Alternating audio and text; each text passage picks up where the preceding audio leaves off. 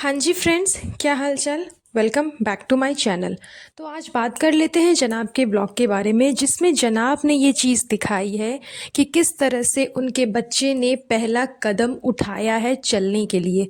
तो खैर ये बहुत बड़ी अपॉर्चुनिटी है किसी भी पेरेंट्स के लिए, बहुत बड़ी खुशी है इस चीज़ को देखना, इस चीज़ के मतलब खुशी महसूस करना कि उनके बच्चे ने पहला कदम उठाया है चलने के लिए। चाहे सिर्फ कदम की बात नहीं है, हर चीज़ में आपका बच्चा अगर कोई भी चीज़ धीरे धीरे कर कर के सीखता है तो पेरेंट्स के लिए बहुत खुशी की ये बात होती है। चाहे वो कुछ भी हो, चाहे वो हंसना सीख रहा हो, या उसने पहली बार किसी का नाम लिया हो, या फिर उसने पहली बार कुछ कहा हो, पहली बार खेलना शुरू किया हो, दौड़ना शुरू किया हो, घिसकना शुरू किया हो, तो वो हर एक पेरेंट्स के लिए ये चीज़ बहुत ज़्यादा मायने रखती है। चाहे वो खड़ा हो रहा है बिना किसी सपोर्ट के, तो ये सारी छोटी छोटी चीज़ें हर पेरेंट्स के लिए बहुत ज़्यादा खुशी वाला मोमेंट होता है। तो इस चीज़ को लेकर के जनाब एंड मैडम बहुत ज़्यादा खुश है, अच्छी बात है।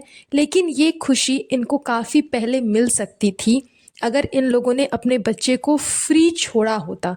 24 घंटे उसे बिना किसी मतलब सपोर्ट, हमेशा उसे सपोर्ट करते रहते हैं, चौबीसों घंटे उसे अपने आसपास रखते हैं, उसे फ्री नहीं छोड़ते हैं कि हाँ वो खुद से एक्टिविटीज़ करे, खुद से चलना सीखे, खुद से घिसकना सीखे, खेलना सीखे, या फिर कुछ एक्सप्रेशन वैसा करे ताकि लोगों को समझ में आए कि वो क्या बोलने की कोशिश कर रहा है।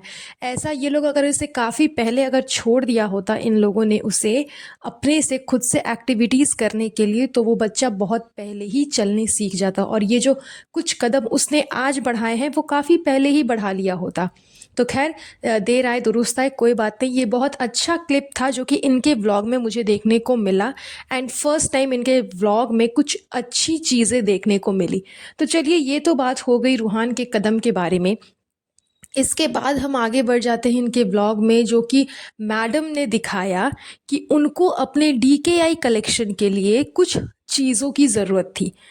तो मुझे लगा कि वो मार्केट गई हैं तो कुछ नया इन्वेंट करेगी मैडम अपने ड्रेस में, या फिर कुछ नए मटेरियल्स मैडम परचेस कर करके अपने ड्रेस पे हो सकता है कुछ 19-20 का जो फ़र्क है उसे करेक्ट करेगी। लेकिन जो मैंने एक्सपेक्ट किया था, मैडम मेरे एक्सपेक्टेशन पे टोटली खड़ी हुई। वो घूम फिर करके पहुंच गई फिर से लेस की दुकान पे। मतलब सस्ते लेस को परचेस कर करके उसे नॉर्मल से कपड़े में स्टिच कर देना, एंड फिर उसका प्राइस 30,000 35,000 रखना। इस चीज़ को मैडम ने मतलब एकदम पूरा हाईलाइट कर दिया है।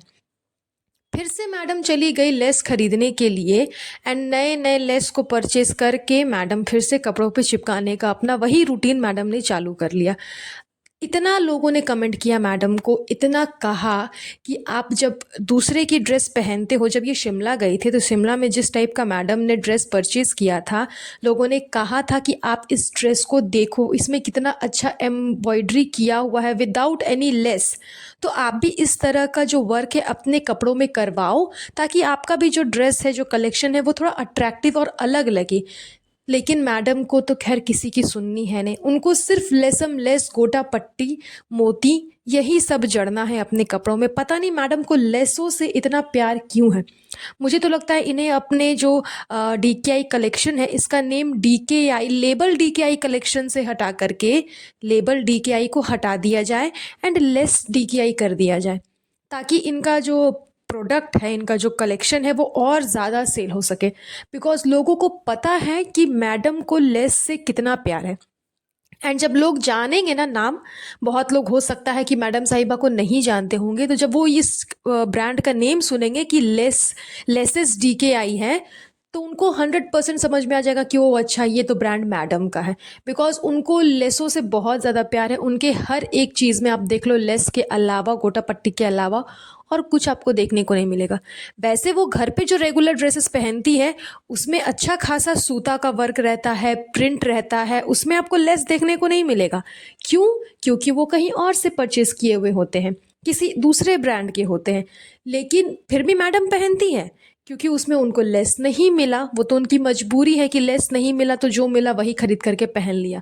लेकिन खुद का जो इन्वेंशन करना है उसमें लेसम लेस, गोटा पट्टी जड़ना ही जड़ना है।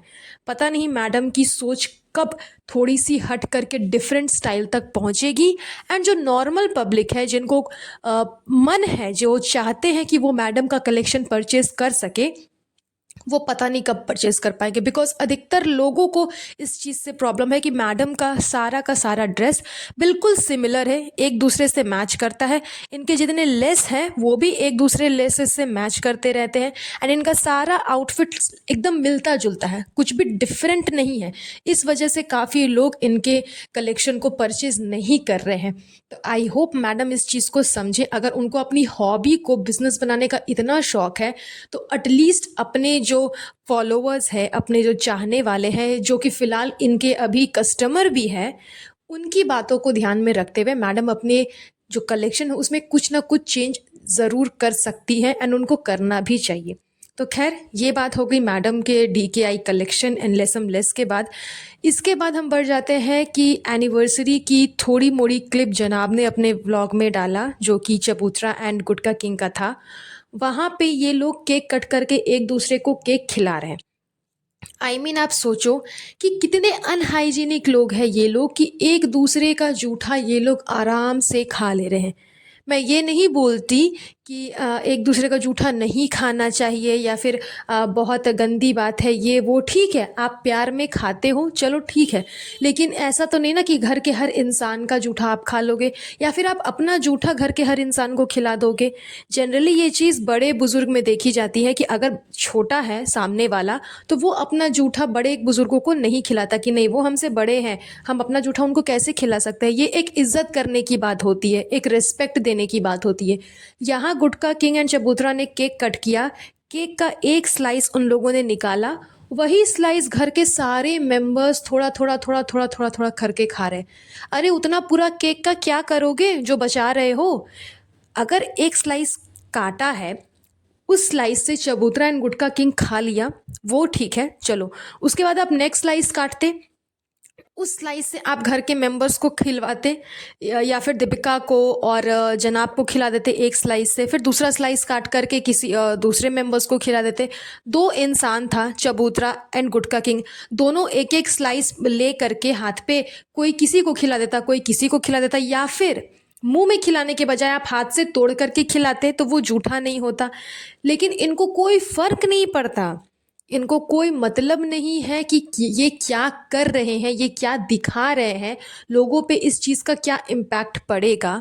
आपने जो कुछ भी किया अपने व्लॉग में, जो कुछ भी दिखाया, वो 3 मिलियन फॉलोअर्स देख रहे हैं। 3 तो नहीं, 9 मिलियन फॉलोअर्स देख रहे हैं, क्योंकि 3 मिलियन इन तीनों के हैं। तो 9 मिलियन फॉलोअर्स देख रहे हैं। तो उनको जब ये चीज़ वो देखेंगे, उनके साथ साथ उनके दिमाग पे इस चीज़ का क्या असर पड़ेगा कि अरे ये अपने ब्लॉग में ये चीज़ें इस तरह से कर रहे हैं। क्योंकि आजकल की नॉर्मल पब्लिक क्या हो गई है कि अच्छा दूसरा जो कर रहा है मैं भी वही करूँगा, अच्छा वो वैसा कर रहे हैं तो मैं भी वही करूँगा। तो अगर आप अच्छा दिखाओगे तो वो अच्छा देख करके करेंगे, आप अगर गलत दिखाओगे तो वो गलत देख करके करेंगे, क्योंकि दोनों चीज़ें वो कैच करेंगे ना, चाहे अच्छा हो चाहे बुरा हो, उनको जो देखने को मिल रहा है वो वही चीज़ें करेंगे।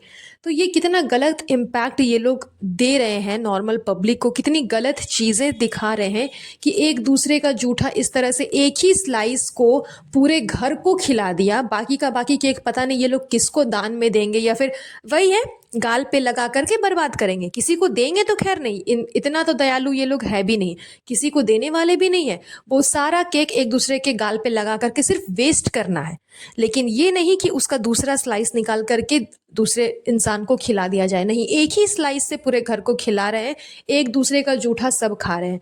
मतलब इतने ज़्यादा अनहाइजीनिक है ये लोग, इनको कोई फ़र्क नहीं पड़ता कि किसकी तबीयत ख़राब है। फ़िलहाल तो जनाब के ब्लॉग में ये भी देखने को मिल रहा था कि उनकी तबीयत ख़राब है, उनको थोड़ी सी शायद सर्दी वगैरह हो चुकी है। तो कोई फ़र्क नहीं पड़ रहा कि किसकी सर्दी है, किसकी बुखार है, कुछ भी फ़र्क इनको नहीं पड़ता है। ये लोग सिर्फ और सिर्फ व्लॉग एंड गॉसिप के चक्कर में कुछ भी कर जाते हैं। इतना होने के बाद ये लोग आपस में बात कर रहे हैं कि बताओ 2 साल का एक्सपीरियंस कैसा रहा, क्या रहा, नहीं रहा। एंड चारों, दीपिका मैडम, जनाब, चबूतरा, गुटका किंग, ये चारों एक दूसरे को ही पास आउट कर रहे हैं कि आपको तो पता होगा, आपको तो पता होगा, आप भी तो हस्बैंड वाइफ हो, आप भी तो हस्बैंड वाइफ हो, आपके पास में भी तो लड़ाई होती है। मतलब इनको पता है कि इनकी लड़ाइयाँ होती हैं। एंड फिलहाल तो अभी बहुत ज़्यादा लड़ाई हुई थी बीच में गुटका किंग एंड चबूतरा के बीच में, जबकि उनके इन लॉज आए हुए थे, यानी कि गुटका किंग के जब पेरेंट्स आए हुए थे, चबूतरा के इन लॉज जब आए हुए थे, उस टाइम पे काफ़ी लड़ाई हुई थी इनकी, जो कि बहुत ज़्यादा हाईलाइटेड भी हुई थी। इसी चीज़ को चबूतरा ने बहुत ही अच्छे से कवर करते हुए कहा कि भाई आपको तो पता होगा, आपको तो पता होगा, ये तो आप भी एक्सपीरियंस कर रहे हो, ये तो आप भी एक्सपीरियंस कर रहे हो। उसके बाद अपने पापा पे थोप दिया कि पापा भी तो लड़ाई करते हैं, आप बताओ पापा, हस्बैंड वाइफ में लड़ाई होती है कि नहीं होती है। तो इनको पता है कि आम जनता जानती है कि इनकी लड़ाइयाँ होती हैं एंड बहुत ही ज़्यादा होती है। गाली देना, मारपीट करना, यहाँ तक इनकी लड़ाइयाँ होती है। ये लोग एक दूसरे को कुछ भी बोल देते हैं जब इनकी लड़ाई होती है तो।